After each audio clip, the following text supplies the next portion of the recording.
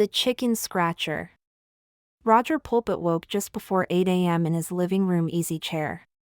Once more he had fallen asleep watching TV.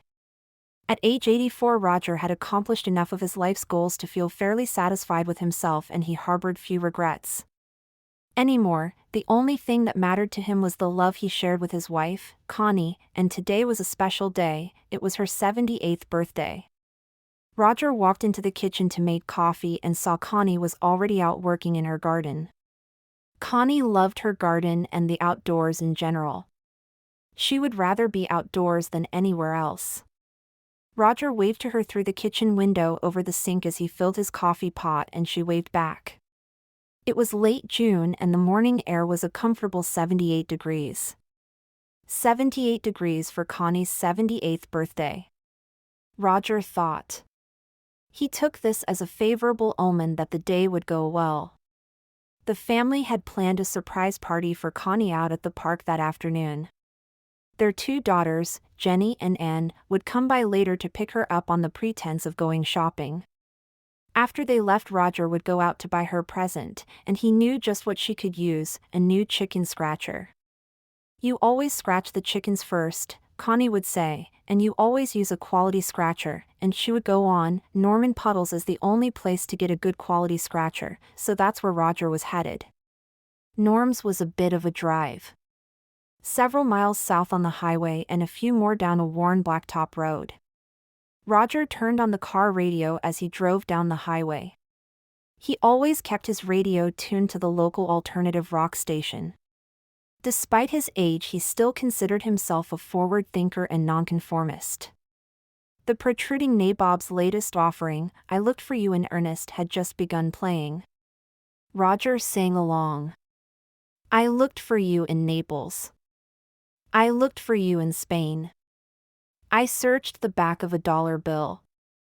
I went through the food chain. And when I couldn't find you, I started to get scared. I looked for you in Earnest, but Ernest said that you weren't there." Connie never understood why Roger even listened to that stuff. "It's just silly," she would say. "It has no meaning." Roger would explain that the music had value, whether the meaning was clear or not, because it showed that they lived in a society where people had the freedom to express individual thought, and in his opinion, there was nothing that had more meaning. "Otherwise you never have progress," he would say. Roger then began to think about his own age and wondered if life, itself, was even a progressive act. In the beginning, sure, there was a lot to look forward to, but eventually it was all downhill. He likened it to the adage of how far one could walk into a forest, which, of course, is only halfway or dead center, because after that you're walking out. Even if you turn around, you're still walking out.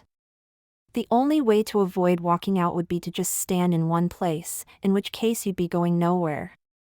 Like this train of thought, he laughed. Up ahead, Roger spotted the sign for Norm's looming on a huge billboard at the other end of the highway exit ramp. It read, "Norman Puddles Chicken Ranch and Wholesalery 2.6 miles this way," with an arrow pointing the way. Several minutes later he pulled into Norm's gravel parking lot and stepped out of his car amidst a cloud of dust into the warm afternoon sun. He walked across the lot, up 3 wooden steps and across the front porch into the quaint country store. He entered to the clanging of a cow bell above the door. No one else was there except for Norm. Norm was of medium build with thinning blonde hair and dressed in his usual blue jean overalls. "Morning, Norm," Roger said. "I need a scratcher, your best one. The stainless job with the fancy silicone handle."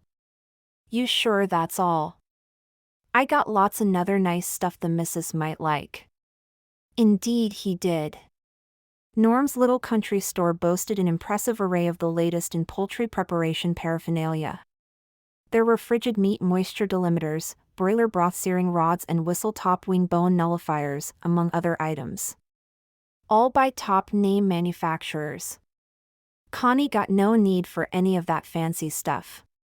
"Just the scratcher will do," Pulpit replied.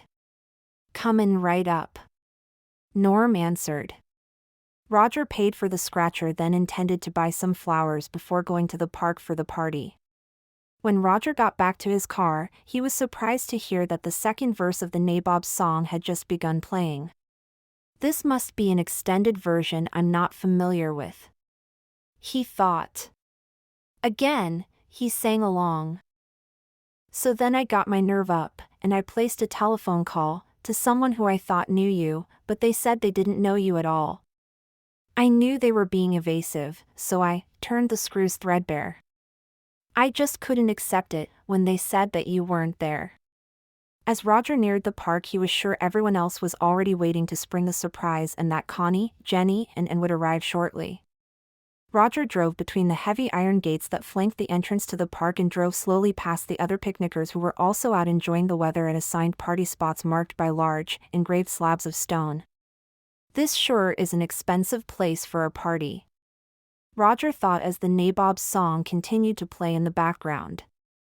As long as I've traveled down this road, there's one thing I've come to respect, and that's as far as you can see, and as much as you've learned, you're never sure what happens next. Roger pulled up to their party spot and found that he had missed the surprise. Connie was already there. When she saw him, she got up and walked over to the car, as beautiful as the day he had met her, he thought.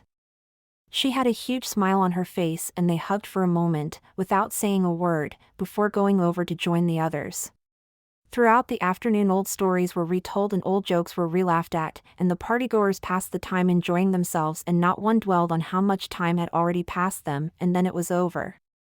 Roger was deep into conversation with Connie when a middle-aged man in a dark suit approached them and told them that the park was closing and that they would have to leave. Roger looked around and saw that the others had already gone and he hadn't even noticed. "Well, let me help you clean up before we go," Roger said. "It's all right, sir. I'll take care of it," the man answered. "Well, okay, thank you kindly. It's a beautiful place you have here," Roger answered. The man nodded back, politely. When Roger and Connie got home, Connie said she was exhausted and was going to bed, but that the chicken scratcher was her favorite present and she promised to make something special with it the next day. Roger decided to stay up and watch TV for a while and within minutes was fast asleep in his easy chair. When Roger awoke, it was daylight. He went to the bedroom to see Connie, but she was already up. He went to the kitchen and looked out the window. There she was, as usual out in the garden. Connie loved working and reading out in the garden, while Roger had always liked to stay in the house and do things. Anymore their paths didn't seem to cross very much, but that was okay, as long as they were together and still happy. Besides, Roger had Saturday to look forward to. Saturday was going to be a special day. Everyone was going to meet out at the park for a surprise party. It was Connie's 78th birthday and Roger knew just what he wanted to get for her. So I got out a road map and looked for towns that had no names. I went to a couple that I couldn't find and then I went back home again. I know someday I'll discover you, I'm just not quite sure exactly where. I'll just have to look in earnest until Ernest says you're there, until Ernest says you're there, until he says you're there, until Ernest says you're there, the protruding nabobs.